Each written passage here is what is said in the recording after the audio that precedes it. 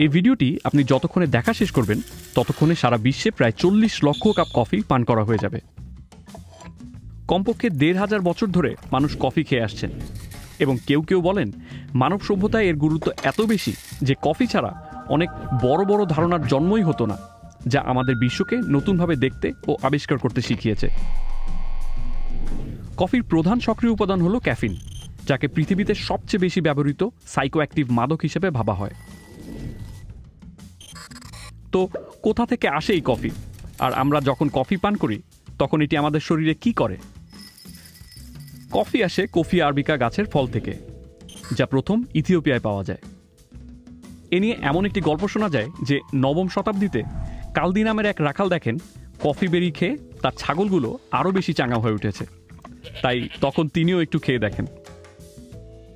ঐতিহাসিক নথি থেকে জানা যায় যে ইয়েমেনের সুফিরা কফি বেরির বীজ রোস্ট বা ভেজে সেটি থেকে এক ধরনের পানীয় তৈরি করেন, যাকে আমরা এখন কফি নামে চিনি। পঞ্চদশ শতাব্দীতে অটোমন সাম্রাজ্য জুড়ে প্রথম কফি হাউসগুলো চালু হতে দেখা যায় এবং পরবর্তী শতাব্দীতে এগুলো ইউরোপে ছড়িয়ে পড়ে। ইউরোপের এক সময়ের কফি হাউসগুলি ব্যবসা, রাজনীতি এবং নতুন আইডিয়া বা ধারণা নিয়ে আলোচনার স্থান হয়ে ওঠে।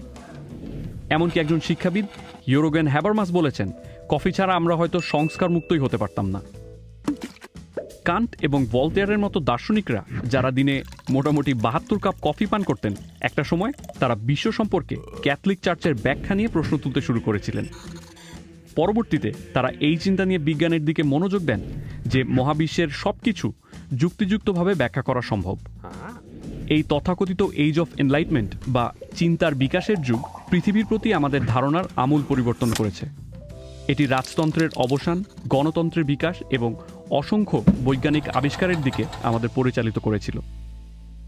কফি একটা সময় দাস ব্যবসার ইন্ধন যোগায়। ফরাসিরা আফ্রিকান কৃতদাসদের দিয়ে হেইতিতে কফির বাগান করত এবং ১৮০০ দশকের গোড়ার দিকে আফ্রিকান দাসদের ব্যবহার করে ব্রাজিল বিশ্বের ১/৩ কফি উৎপাদন করত।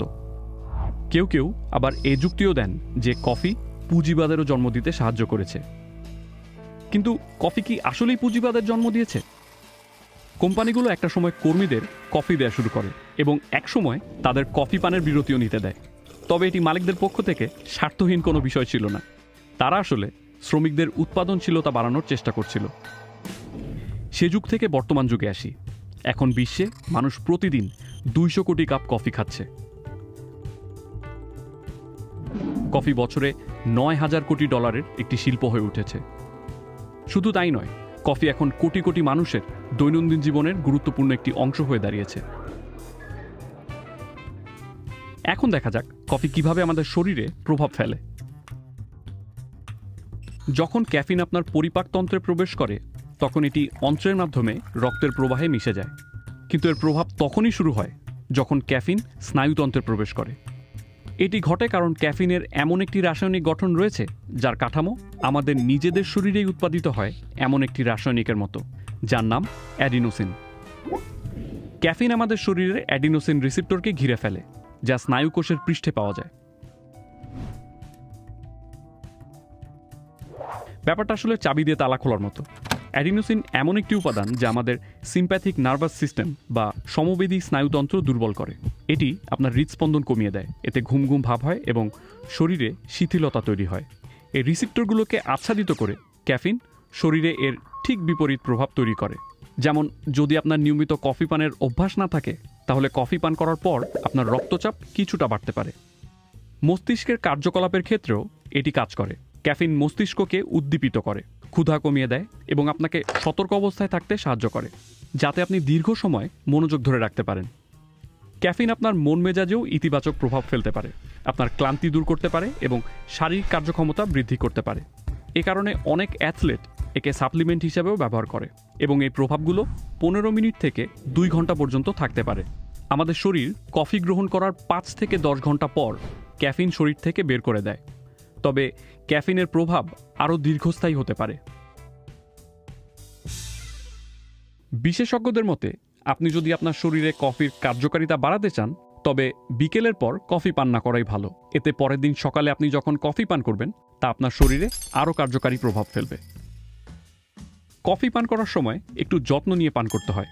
একজন সুস্থ প্রাপ্তবয়স্ক মানুষ দিনে সর্বোচ্চ 400 মিলিগ্রাম ক্যাফিন গ্রহণ করতে পারেন, যা প্রায় 4 বা 5 কাপ কফির সমান।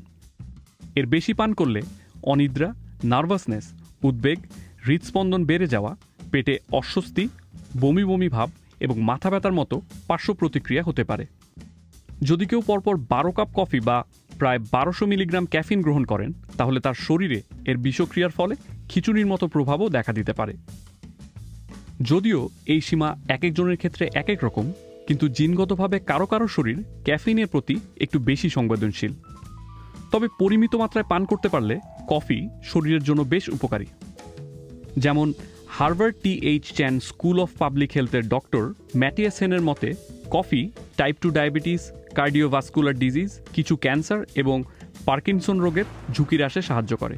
এই স্বাস্থ্যগত উপকারগুলো শুধুমাত্র ক্যাফেনের জন্যই হয় না, বরং কফিতে অন্যান্য আরও উপকারী উপাদান রয়েছে, যেমন ক্লোরোজেনিক অ্যাসিড। এটি একটি শক্তিশালী অ্যান্টিঅক্সিডেন্ট যা অনেক রোগের ঝুঁকি কমাতে পারে। তো এরপর আপনি যখন 1 কাপ কফি নেবেন, আপনি হয়তো সেই কফিকে শুধুমাত্র 1 কাপ কফি হিসেবে না দেখে আরও বেশি কিছু হিসেবে দেখবেন।